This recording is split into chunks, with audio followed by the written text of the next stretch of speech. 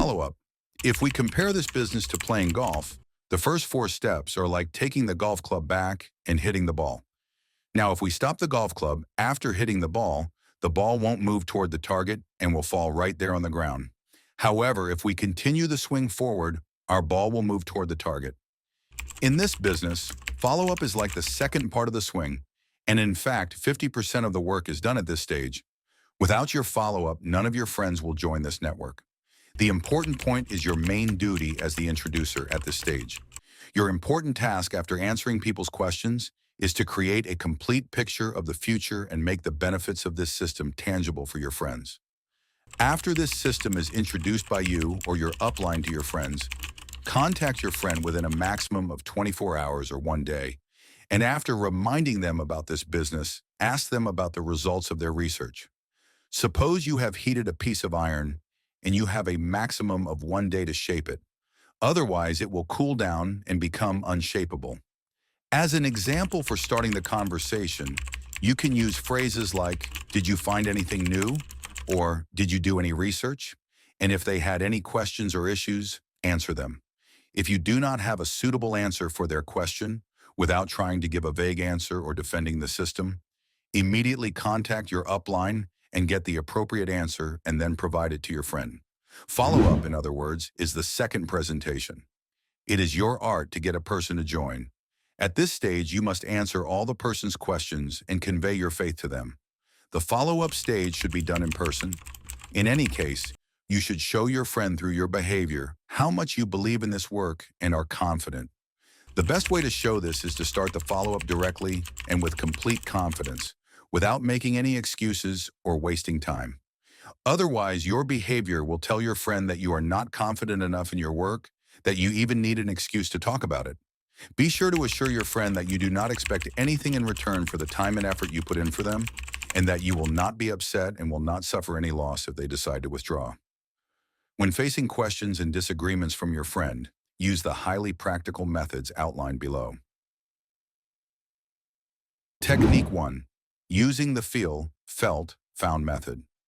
By conveying the idea that you understand the customer's feelings, you create a suitable harmony and alignment between yourself and the customer to reach a kind of mutual understanding. By mentioning that you have previously discussed similar feelings with other people, you divert the customer's attention to a neutral point, making it more believable and trustworthy. Additionally, the customer unconsciously sees themselves as part of a group of like-minded individuals and does not feel alone.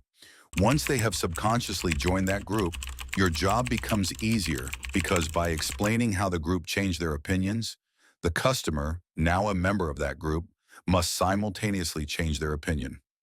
Usually, when people encounter any new phenomenon, they initially adopt a defensive stance. This behavior is one of the subconscious strategies of the mind. Simply put, humans take a stand against every new phenomenon and resist it, expending energy repeatedly to oppose and reject it until they get used to it. Therefore, note that when following up, neither the questions you hear are really questions nor can the answers you give convince them. At this point, what helps you progress in your work is spending energy combined with support and empathy. This is where your work begins, practicing effective handling to respond to such bizarre questions. It should be noted that if you fail to provide effective answers to these questions, people will unconsciously engage in a mental conflict with you, and their typical reaction will be to reject your proposal and no longer listen to your opinions and suggestions. Therefore, never take a defensive stance against your friend and do not get upset. Your duty is to respond calmly with correct and logical answers without getting angry or upset, and send positive waves in response to their negative waves. Feel. For example, if your friend's problem was the fear of finding a partner, instead of answering immediately, it is well known that anyone can introduce their friends to this system and sympathize with him. For example, say, "You mentioned an interesting point because I feel I understand you." Felt. By the way, before entering this system, I thought a lot about this issue and my abilities to do this work. Found. But when I entered this business, I realized that the support of leaders plays a major role in order to succeed in this business. You will also have the support of the leaders to introduce customers to this system. Assure your friend that he will certainly have the support and training of the leaders to introduce new people to this system. Remember, when responding to your friend's questions, you should listen 70% of the time and speak 30%. Your patience greatly aids in bringing your friends on board.